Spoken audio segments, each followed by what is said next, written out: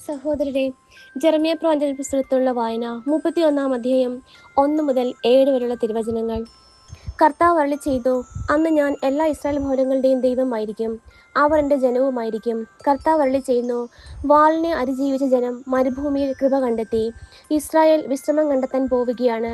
വിദൂരത്ത് നിന്ന് കർത്താവ് അവന് പ്രത്യക്ഷനായി അരുളിച്ചെയ്തു, എനിക്ക് നിന്നുള്ള സ്നേഹം അനന്തമാണ്, നിന്നുള്ള വിശ്വസ്തത അചഞ്ചലവും. കന്യകയായ ഇസ്രായേലേ, നിന്നെ ഞാൻ വീണ്ടും പണിതുയർത്തും. നീ വീണ്ടും തപ്പുകൾ എടുത്ത് നർത്തകരുടെ നിരയിലേക്ക് നീങ്ങും. സംര്യാപർവ്വതങ്ങളിൽ നീ വീണ്ടും മുന്തിരിത്തോട്ടങ്ങൾ നട്ടുപിടിപ്പിക്കും. കൃഷിക്കാർ കൃഷി ചെയ്ത് ഫലം അനുഭവിക്കും. എഴുന്നേൽക്കുക, സിയോനിലേക്ക്, നമ്മുടെ ദൈവമായ കർത്താവിൻ്റെ അടുക്കിലേക്ക് നമുക്ക് പോകാമെന്ന് എഫ്രായിം മലമ്പ്രദേശങ്ങളിൽ നിന്ന് കാവൽക്കാർ വിളിച്ചു പറഞ്ഞ ദിവസം വരും. കർത്താവ് അരുളിച്ചെയ്യുന്നു, യാക്കോബിനെ പ്രതി സന്തോഷിച്ച് ആനന്ദിക്കുവിൻ, ജനതകളുടെ തലവനെക്കുറിച്ച് ആഹ്ലാദാരവം മുഴക്കുവിൻ.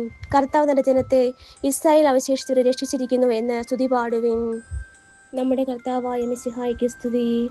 സഹോദരരെ, വിശുദ്ധ മത്തായി എഴുതിയ സുവിശേഷം 15-ാം അധ്യായം 21 മുതൽ 28 വരെയുള്ള തിരുവചനങ്ങൾ.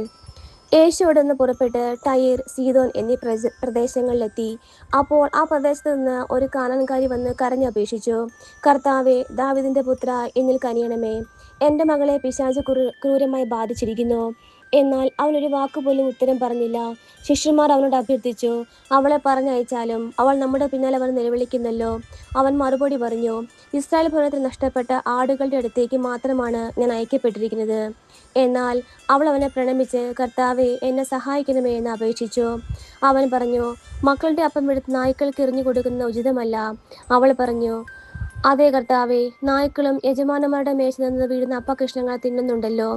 യേശു പറഞ്ഞു, സ്ത്രീയെ, നിന്റെ വിശ്വാസം വലുതാണ്, നീ ആഗ്രഹിക്കുന്ന പോലെ നിനക്ക് ഭവിക്കട്ടെ. ആ സമയം മുതൽ അവളുടെ പുത്രി സൗഖ്യമുള്ളവളായി.